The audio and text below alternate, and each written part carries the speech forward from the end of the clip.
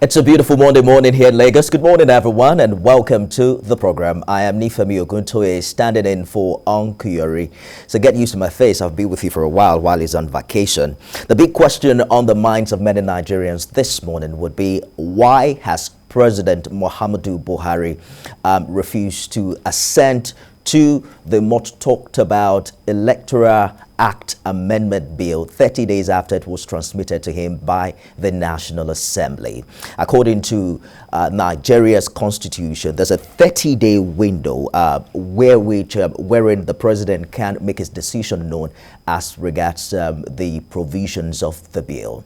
We had his presidential aide just yesterday talking about the fact that the president isn't legally bound to make his decision public, and that probably the lawmakers are already in the know as regards this decision in that regard. We'll be talking about that in a short while, but let's begin with some unpleasant story coming from northwest Nigeria. Just yesterday, we were told that the week began with a very sad one coming from Kaduna State, where another bandit attack saw some 38 people killed in Giwa local government area of Kaduna State. According to the State Commissioner for Internal Security and Home Affairs, Samuel Aruwan, bandits attacked Kauran Fawa, Marke, and Rea villages in the Idaso area of Giwa local government area. He said that houses, trucks, and cars were burnt, along with agricultural produces at different farms of that particular state. However, you will recall that we have reported that Kaduna government confirmed on December 17th that at least 9 people were reported killed, 2 others injured in separate attacks in Chikun, Zaria, and Zagun Kataf local government area. So the Sunday incident is coming just 2 days after a similar series of attacks was reported on separate Kaduna communities. I have the privilege of being joined by 2 Yemis in the studio this morning. One is a public affairs analyst, Yemi Saka. Yemi Makpaderu is governance and strategy expert. Which one of you is Yemi, my lover? It should be the Yemi, my lover, because it was in his generation. Good morning. And compliments of the season to you. Same here. Good to have you guys here again. So the biggest question would be that why is this situation recurring? Some would say that there's a failure of intelligence here. How will a criminal gang write a letter to a community that they are coming, and they still come and have a successful outing irrespective of that particular knowledge? How bad do you think things have degenerated in northwest Nigeria? Quite bad, quite very bad. And for me, I look at it from the perspective of a failure in every ramification of our society. At this point, I think we need to be serious about addressing this issue of insecurity. We need to take out, primordial sentiments and know that this is something that is coming at all of us, irrespective of whatever political, religious, or ethnic persuasions that we profess.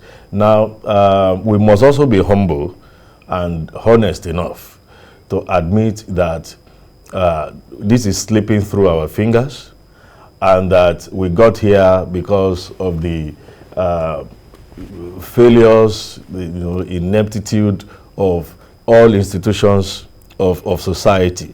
I make bold to say that we are in for a long run, in this issue of insecurity, until we begin, to face the facts and begin to do the right things. I mean, the question that we have failed over the years, or refused to ask, is a question of the production line of these criminals, whether they are Boko Haram terrorists, bandits, kidnappers, and the rest of them. What's the production line? Are they human beings, or are they, extraterrestrial people that are troubling us? The answer is simple.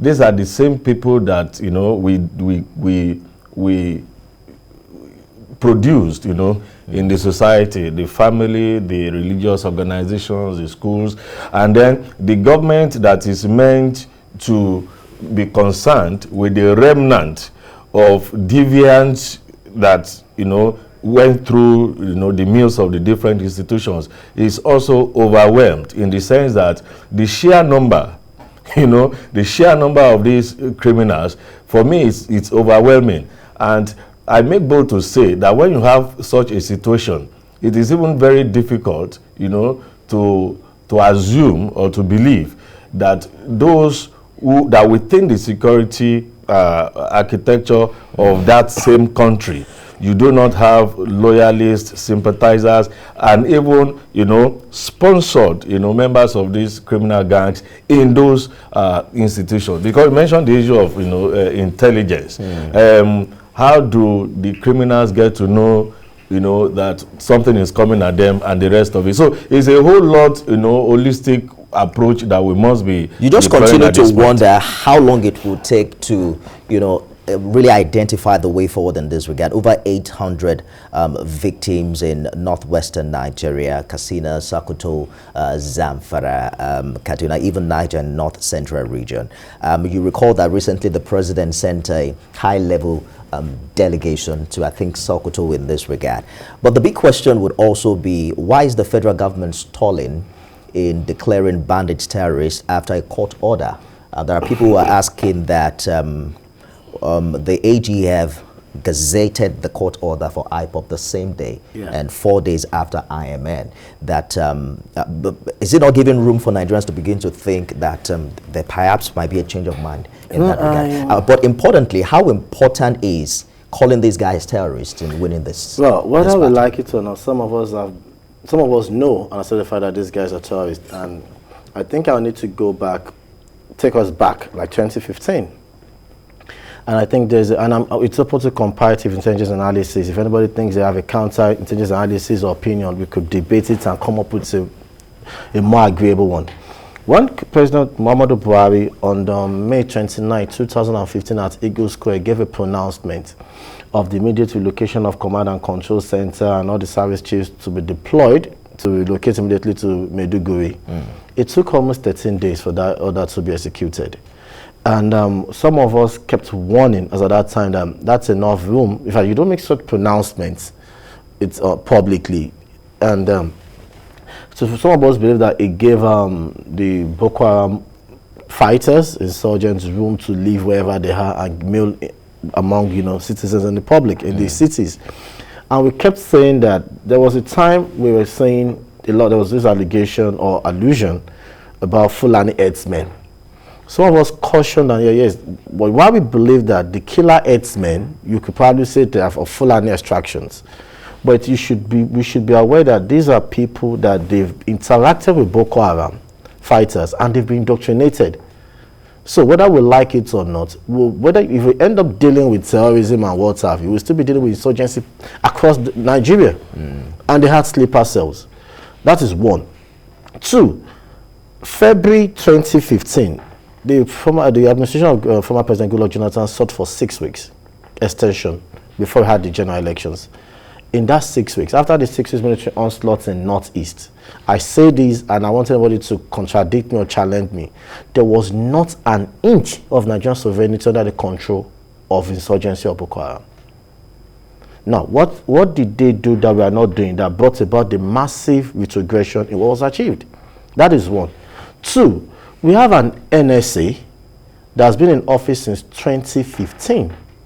And you could say there's stability in that sector, if I can use the word sector. And from afar, even from an armchair psychoanalysis, maybe as a critical analysis, evaluation of this, you cannot even pinpoint the counterinsurgency strategy of this administration. We witnessed Dabchi, we witnessed massive adoption in Kankara, we witnessed them in Zamfara. You'll be asking yourself, why are they making governance rocket science? Are we not tired or angry of losing men? You cannot tell me, because whether we like it or not, in layman's term, the northern Nigeria is militarized. You cannot be fighting insurgency and what have you, or of this nature, and there is no basic air surveillance in place. Because if there's basic air surveillance that are going, it's not only all the time in search and rescue, but even go on intelligence gathering and what have you. But has that been the case? We've been hearing reports of active air surveillance, air engagement in this regard. Once in a while, we read. It's a scenario. There will be a massive killing or a big, onslaught by the bandits, and for the next 2 weeks, you'll be hearing massive clear-out of hideout by Nigerian army, massive clear, blah blah, bombardment by Air Force, and in 3 weeks' time, those guys will come back more daring and deadlier. But so why are we? My question really would be, what is the importance of having an official publication into national dailies and an official gazette calling these two groups, bandit groups, as terrorists? What impact do you think that will bring to the onslaught against? Yeah, I think on paper, unexpectedly, every non-sponsor that probably knows is under investigation or probably might be under investigation wants to cut off ties with them, because that means there's a law, and the penalty is death, and you probably want to. Nobody wants to die. That's the import of that of the Gazette. Beyond that, I don't see anything. It's not going to do anything to the war. The Gazette is not going to go on the field to engage these bandits and what have you. But we should tell ourselves that we are here and we are where we are because of failure of intelligence and failure of government. We shouldn't. This is not the period I hear people blaming governors for insecurity in Nigeria. From whenever to date, it has always been federal government. Even murder of any citizen in Nigeria is at the desk of the head of state. But now you see massive killings going on, and the governor is not doing. What are they doing with the security vote? I'll cite an instance before you go. Zamfara State Governor Parnell, they moved, picked up by Kaduna, Katsina, Niger, KB, Sokoto, shut down communications. People might say that was to the extreme, but even restricted movement. It happened in Kaduna too. You begin to wonder how we failed. I'll tell you why it failed. Yes. The federal government did not improve on that.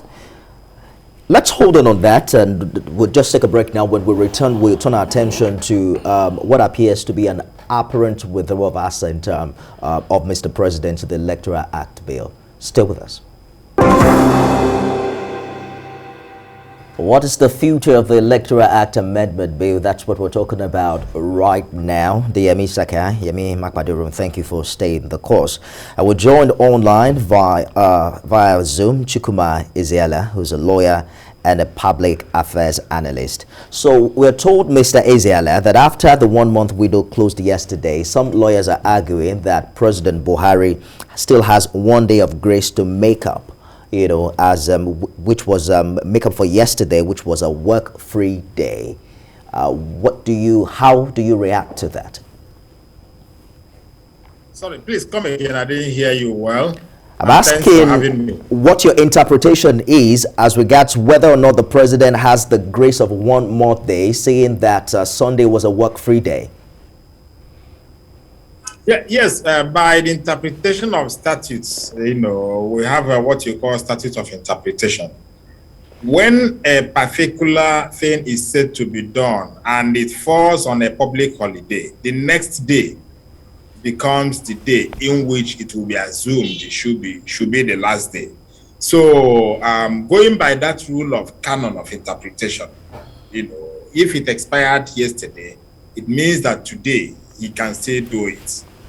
But then the next thing is, what made him to take 30 days to wait? Why should he wait for this long? And what is the guarantee that he's going to sign it today? Looking at the fact that today is actually the last day. And the next one is, can the legislators take an action from today and deem it as not signed? I think reading some of the newspapers, some of them say that the president has already communicated to the National Assembly. So the issue of 1 day is no longer part of the discussion. That he has communicated to the National Assembly that he is withholding his assent. But the reasons for withholding the assent is not yet known in the public space. So just to clarify, Mr. Ezeala, the position of the Constitution on this, if lawmakers do not hear from the president today, is that deemed as a withdrawal of assent for this particular bill? Yes, it's not really a constitutional matter because the Constitution did not specify the time. But the law made by National Assembly now specified the timing for it. And by the timing, it means that today is the last day. they don't need to wait for him again. You know, since by 6 o'clock today, it seemed he has withheld his assets. That's assuming he has not written.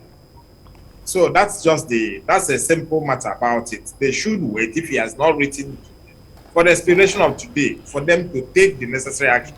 And the two actions available to them are, one, either they withdraw it and look for 2/3 and get 2/3 to veto his refusal that's sent to the bill. The second option available to the National Assembly is to say, what are the areas of disagreement? You know, if he's not disagreeing with the entire bill, what are the areas of that they can amend it and pass it as he wanted if there is an observation. So these are the two areas. And my advice to the National Assembly would be, if he has withdrawn his assets, that is, if he refuses to sign, let them look at the areas that he has raised an objection. What is important is that Nigerians want a credible election. Nigerians want transmission of the election results electronically.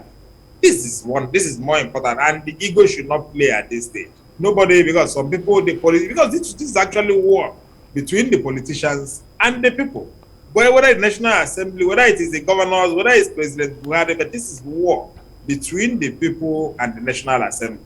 And if the National Assembly is claiming to be on the side of the people, and if President Buhari is also claiming to be on the side of the people, let them just do the needful and let the people have their votes and have their voice. A presidential aide was quoted to have said that it is not legally binding on Mr. President to publicly declare its decision whether to assent or withdraw assent. Do you agree with him? You see, some of the things are the requirements of democracy, good governance. So there is no law saying that he will publicly state his decision. But good governance, you know, imposes it on him to state, I am not, because he is, the act of lawmaking is checks and balances. When the National Assembly want to, go against the people, the president's assent is meant to checkmate the National Assembly.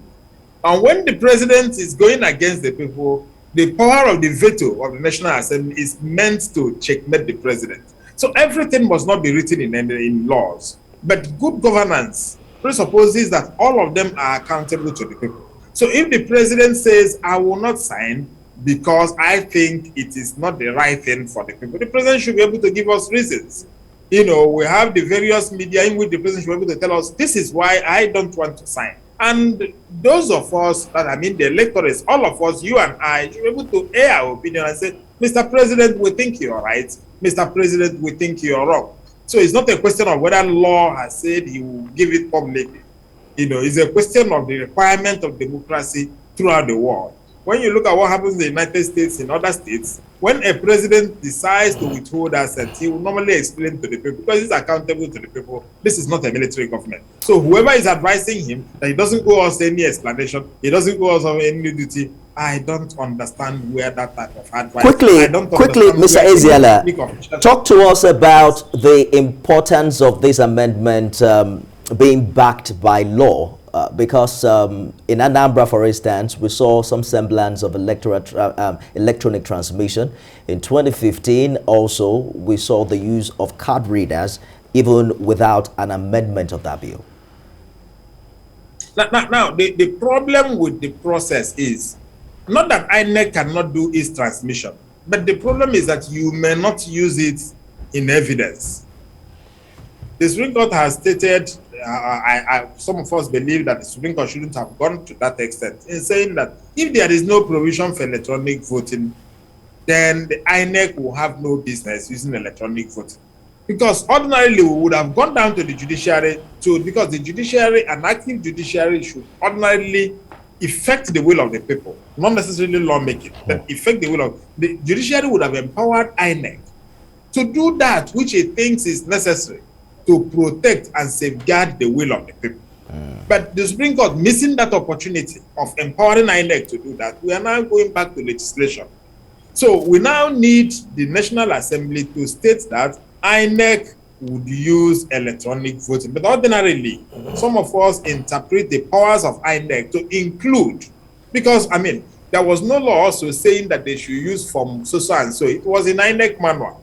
And that INEC manual can also empower them to say from EC7 will also have electronic version, and it will be transmitted concurrently or will be transmitted online. There is nothing ordinarily that would have stopped INEC from doing that. But because of the case laws that we have, we now need the legislator or the legislature to do something positive to empower them so that nobody will go to any court to say you're not allowed to do electronic transmission. They can still do it for their verification purposes. And remember, this is not the only provision.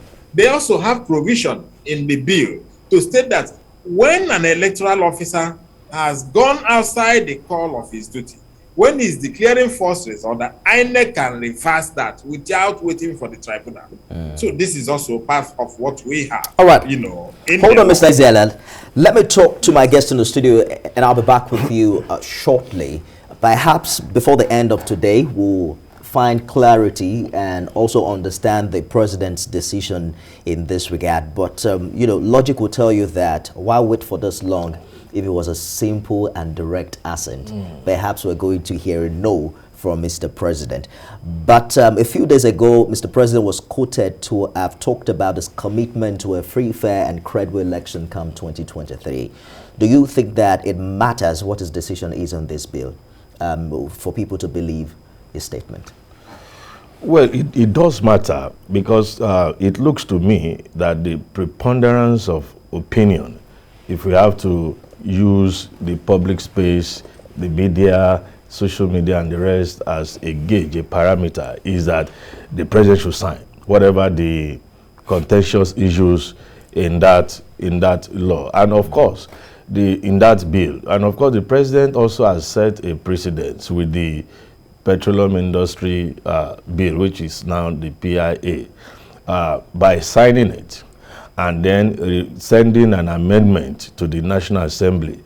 So we cannot throw the baby with the bathwater the same way we did in 2018. If you remember the constitutional amendment process, everything went down the drain just because of the sequence of election. So all the profound amendments that were made to the Constitution, all the resources spent and time went to waste. And that is why, and of course, you know, one of the biggest excuses that the president and his handlers gave in 2018 for not assenting even to the amended version of the amendment to the Electoral Act, 2009, was that it was too close to election.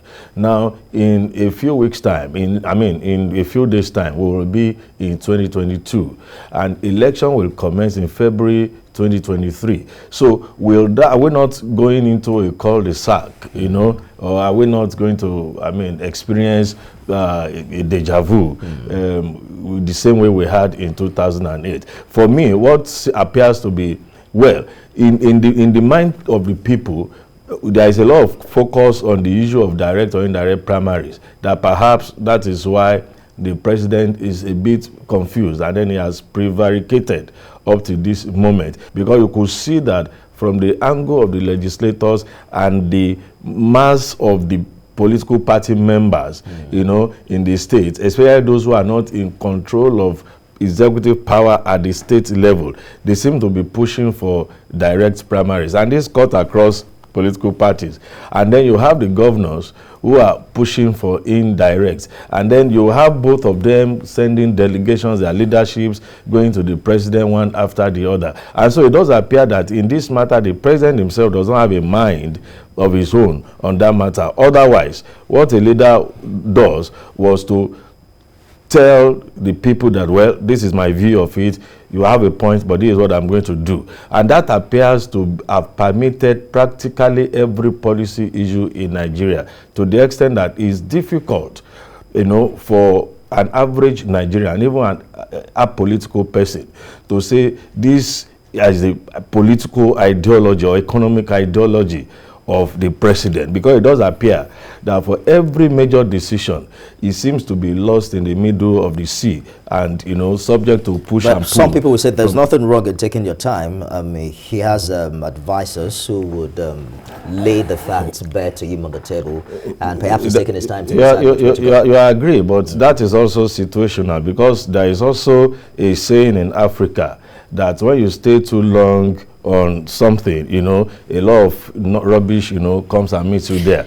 So, speed is not an enemy of accuracy. So you can be right and be right in good time, but you can take your time and still do the wrong thing. So the amendment bill became controversial with the inclusion of direct mode of primary by federal legislators. While some accepted it as the way to go, others are saying that you should allow political parties to determine how they intend to go, with their primaries. And even the INEC chairman did mention that recently, that it is not in INEC's powers to determine how parties go. Some would say this particular introduction is throwing a spanner into the wheel. Well, this particular introduction might probably make the next dispensation contentious. For me, I've been on this platform, and I made my opinion known that I think the legislators went above board beyond their bounds in trying to do that. Constitutional provisions just empowers INEC to there's a limitation to how INEC can interfere in internal democracy or politics of political parties, and if you do that with this legislation now, you're taking the right and power of to determine the internal democracy away from political parties. We'll have series and series of litigations. We have counter litigations and what have you. And now, I think there's a need for us to correct this thing. The direct primaries does not even benefit Nigerians, because a lot of Nigerians are wrongly assuming that they can participate in the direct primaries of any political party. If you are not a category member of either APC, PDP, ABGA, or whatever, CPM or what have you, you don't have a stake in the party. So it's just for the politicians within the party, and it doesn't affect me. All I just did is let your party put forward the best of hands, and we'll probably decide who to go for. So this is not going to affect or have any import on the general elections. Let Nigerians be clear on that. You could say because of the credibility. But the perception is that direct primary actually gives power to the people. I want to ask you a question. At the grassroots level, to determine who represents them. I think that is the assumption. Sure. I may be right, because at least if the general masses of the people who are non-card carrying members don't participate, it could also be an incentive for them to join political parties. That's right. That they can finally we now have an opportunity of taking part in the. You see, taking part alone gives a kind of satisfaction, fulfillment, and inclusion, and a sense of inclusion, even though the results may have even been predetermined. And we have seen direct primaries in Nigeria, where a candidate of a political party will have hundreds of thousands of votes, and then in the main election, less than a quarter of that figure votes for him. And then you ask yourself, are you saying there's also the possibility of manipulating the primary? No, there is nothing that can be. Another thing we should look at is this. Now, if you want to have direct primaries across political parties for different elective positions, does INEC have the resources to put? That means INEC has to send representatives to each ward. It's like you're having an election for 60 political parties across board. Why are we wasting money for a process that we probably should not have little or no control over? But INEC says that it's not going to conduct those elections. No, I think you see, parties. You see, there is a challenge that we have, in Nigeria. Well, maybe it's a global challenge of, reprobating and approbating at the same time. There is no perfect system, right? But I guess that because of our political and constitutional development, we need to actually institutionalize certain things up till a time that the law becomes irrelevant. Common sense and it becomes a common sense. And it happened in Western Europe, in America, and even in China. There are certain things. Let's look at Lagos State, for instance. You could say that's a result of a court pronouncement. But for almost decades, environmental sanitation became... Yes, it was mandatory. It was in the law, right?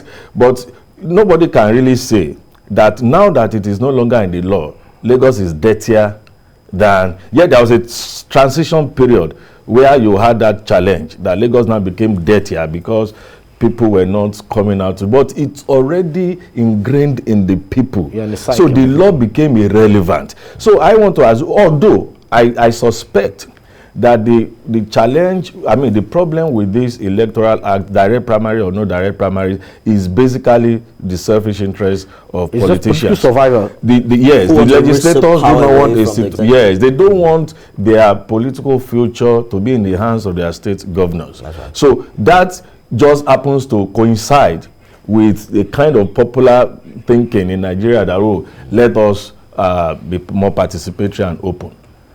All right, we're going to open the phone lines in a short while, but let me return to Mr. Izela very quickly.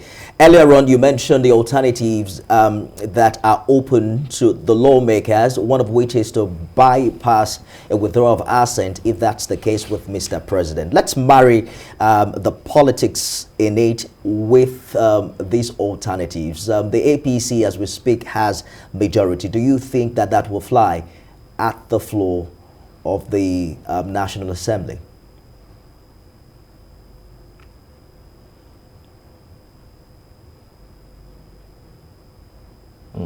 I can't hear you. Are you sure that okay? I can hear you now. Go ahead, please. No, I said it was the same APC in the majority in the parliament that passed the bill. The current bill we are talking about on direct primaries is the same APC that passed it. The APC as a family, as a political party, have been using direct primaries to elect their own flag bearers in different areas. So if they really want, if it is not like the fact that politicians are playing with Nigerians, they can really, all they need is to get some people, because PDP as a group do not want direct primaries. So, but with what APC has, they have enough members to override the presidential veto. But the question is, are they really ready? The other time, we had the president of Senate saying whatever Buhari wants, they will do. No problem. What is important to the masses? The main thing important to the masses is to pass the electoral bill that will have transmission, electronic transmission of results. This is the key thing. There are other ways, there are other things, but this is key. So if Mr. President, in his wisdom or in the wisdom of those that advise him, decide they don't want it, let them go back.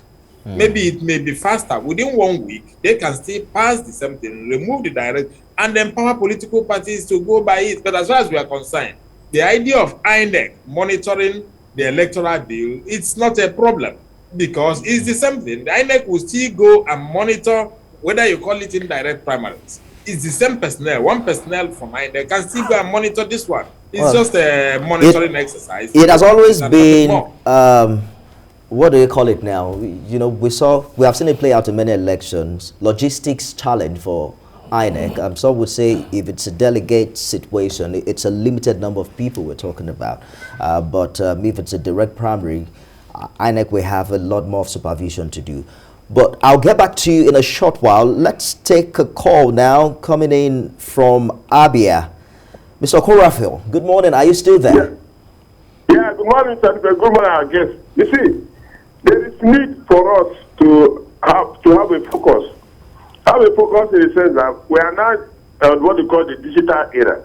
Digital era in the sense that we have to move on with the trends of events in the 21st century. Signing the bill is very, very important. To me, I would suggest to the Mr. President, let it be a Christmas gift to the whole world, not only Nigeria. Sign the bill. Whether it is direct or indirect, anybody wants to do, according to the political party's constitution, let them follow it. But the situation whereby the bill be hanging, because now people are saying National Assembly rubber stamp.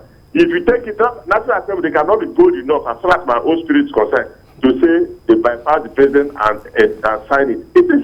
But the question is this: anything we are doing now, the politicians, they have to be very careful, because whatever you do, this one you take now, if you take wrongly, in future, if it didn't backfire to you, your children will suffer it. That is one thing we don't know, because if you look at everything when to say happened in Nigeria, say colonial masters, the elders where were they? They were there, but they were not and start you don't finish about security everywhere in Nigeria. Now you have to ask them, where is the Tukuna jet that they brought? They said only 12. How many pilots? Why can't Nigerian government send pilots to go to the place, the manufacturer, to train them? Instead of telling the manufacturer to come here and train them. You see, waste of resources, because manufacturer comes here, what we will do now, if you try to do the job so that its allowances will increase. But when they go to that, their president, before they talk their own, they have finished their appointment and come back and start operating. Tukuna is there, only 2 pilots in the whole country. And we have trained boys again that are ready to do the job. That's all right. Thank you so much for your contribution. Let me get back to Mr. Ezela very quickly. What other alternatives are there? Is there an alternative to review the content of this particular document, particularly the concerns with the direct mode of primary election? Oh yes, there is that alternative. You know, the National Assembly can actually start a fresh one. They can actually today decide to say, we are embarking on a fresh bill. Do the first reading, second reading, and remember that first, second reading, third reading can be done within 3, 4, 5 days, you know, and come back, perhaps remove what they have and present it as a fresh bill. So they can really. And I think that's, for me, the option they should take. But we should not allow this opportunity to slip over. It slipped over us in 2011, not in 2014. It slipped over us, not in 2014 when Buhari came in, because Jonathan did the right thing. But it slipped over us in 2019. Remember, in 2018, we had similar bill, and President Buhari refused to accept, saying that after his elections, he will accept. This is after his elections, and we hope that something should be done to comply with the will of the people. And that is more important now. They can start a fresh bill and send it to him. By next 1 week, they should be able to send a fresh bill to him.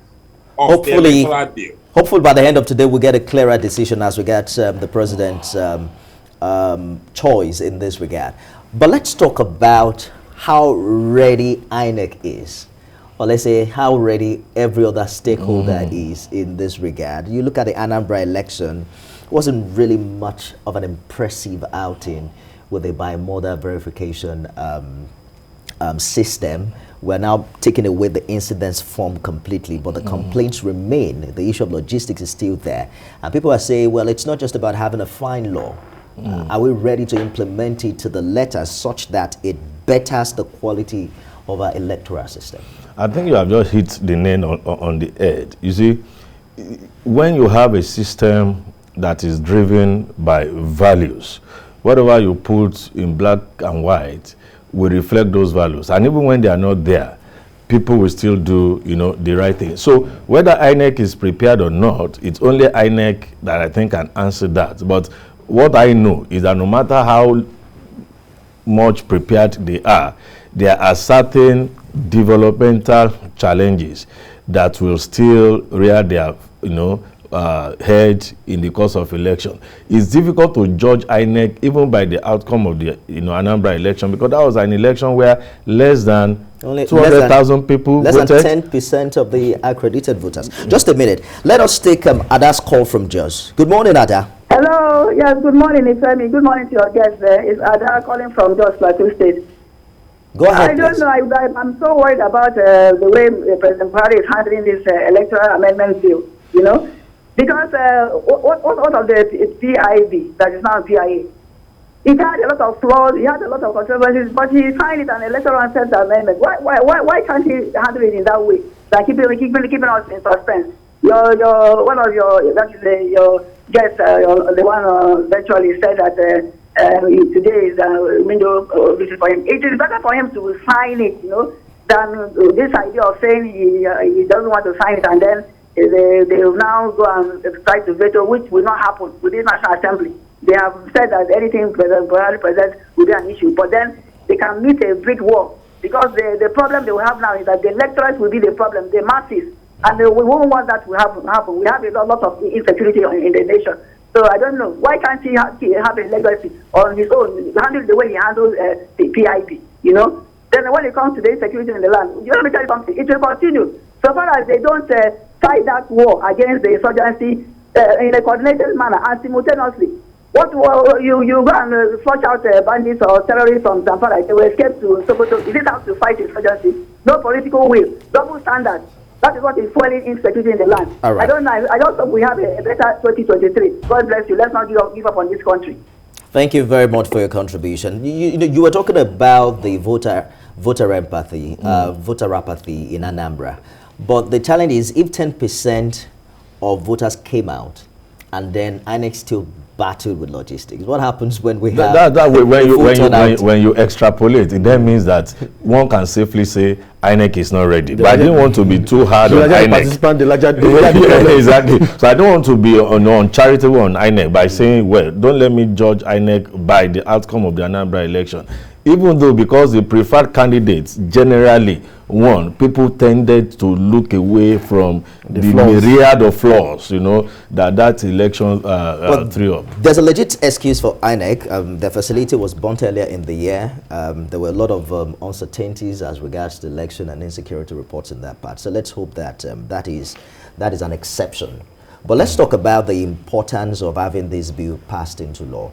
The lawyer did mention that lawmakers can get back to review the provisions, but it's important that we also have a body language on the part of executive that, yes, we are ready to review this law, at least 2 terms after. You see, there was a time I was on a different platform, and I think I was up against Festus Okoye, the Director of Voters Education and what have you, with INEC. And it was when they came up with this continuous voter registration, and my anger, and when I took him up, I said, why is it that in the comfort of my living room, I could sign up to any of these loan app or financial institution, fill everything on my phone, and get money from them. But for INEC, I still need to do that to a level. Then we'll now go to a center and present myself. Well, you know the trouble that comes. No, I'm coming out. And you know what the man told me? He said something. Yeah. He said that yes, they know that, because I said there is so much in this marriage of hardship. He said no, but there is no law that says they should do that until the National Assembly do that. So what I would like is on National Assembly must do. We need this law. Just hold on a bit. Let's take Reverend Dominic's call from Alimasho. Good morning, Reverend. Good morning, Femi. Good morning to your guests. Good morning, sir. Listen to me, Femi. What gives me concern in our nation, Nigeria, is this. The people in power always think they were fools, and they are right. And let me tell you, guests here, the problem of this bill is not direct or indirect, primary. The problem is electronic transfer. The governors all the governors of 6 states were telling Mr. President, if we go the way of electronic transfer, APC will not return in 2023. What is the example? Anambra State. Now, when Anambra came, and we could have less than 300,000 people, it's not more the time we write the result based on the voters list, and you give it somebody who represents the report to Mr. President. My governor, the governor of Imo State, who wrote a report in his house, took it to Supreme Court, and Supreme Court, validated it. In Imo, we have 2 results: the INEC result and the Robotono result, because they wrote it out of nothing. But if you go with this person being, you can't write a result. It is acquisition and what they transfer. So when they finish Anambra State, they went to be surprised that we told you, if we go to 2023 election with this kind of bill, APC will not return. The problem is not direct or indirect. It is a different vote. So they put this there to knock it down. It happened in the Namani presidency. We have a good report. We have a good bill. But thought and pull it down. It happened in 2018. We had a good bill. Who we meant to do election, which is nonsense to me. Pull it down. Now, what's going to put this good bill down is direct and indirect. They know what they're doing. That's all right. All of them together. It's all right, Reverend. But we have to note that his view is quite speculative. We have to disassociate ourselves from your email report. We know absolutely nothing about what you're talking about. But it's your opinion after all. Let's drive this home now as we begin to talk about the importance to better, the quality of the electoral system ahead of another election. The perception out there is that perhaps if we introduce something new, that things are going to get better. But is that really the case? Are you optimistic that even if this bill is passed into law, it will have any dramatic impact on our electoral process? Nifemi, there was a time in Nigeria, if you want to make a phone call, you have to go and queue in the sun, you have to go and buy a card and WhatsApp, you queue in the sun and everything. It started actually with the coin. It started with the coin. There was the coin, then the cards and everything. Now from anywhere you could pick your phone and call. Who doesn't like comfort? Are we not saying that? Okay, I don't want to tell us that with the introduction of GSM telecommunications and what have you, our lives have not improved. So definitely there will be an improvement in the system. It's only somebody that has been running electoral voting since 2017. And it's only somebody that I don't know if you are so much in love with hardship, if you are so in love, because you cannot decide to stay in the past or live in the past and want to achieve present day results. I'm going to hold you again. Olariwaju has called in from Ilorin. Good morning, Olariwaju. Yes, good morning, Nifemi, and the discussant in the house. Good morning. Yes, I'm Ishu Olariwaju from Ilorin here. I want to make my submission known on the foot-dragging nature of Mr. President in signing the Electoral Amendment Bill. It is quite unfortunate that at that level, the administration is not being sensitive enough to know what the public interest is on this bill. To my surprise, the Attorney General of the Federation appeared on the screen almost 2 weeks ago, and he said that Mr. President is going to do what will reflect the public interest. And up to this moment, the bill has not been signed. I want to tell the Attorney General and Mr. President to put the question forward on their Facebook or Twitter that is it in the public interest to sign this bill or not, and see the response of the public on this. You are discussing this. Virtually, all the commentators, writers are interested in signing this bill. But quite unfortunate that the administration that benefited from a nearly free and fair election find it difficult to give us a leverage, an enabling environment to conduct free and fair election. INEC said that it's ready to go by it, and up to this moment it has not been signed.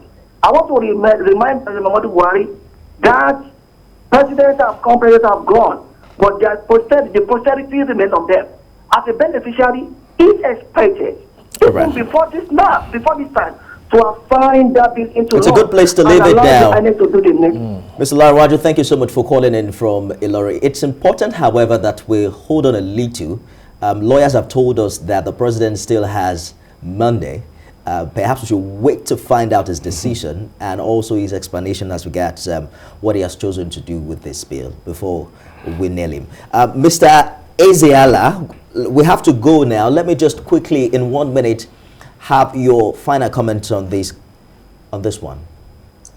Yes, number one is the issue of electronic voting or electronic transmission has been there, even in the Supreme Court in New Delhi, in India, and the court had stated there that the electoral body can use electronic voting pursuant to getting the will of the people done. And there was something you raised, the issue of having the right people in INEC to do this job.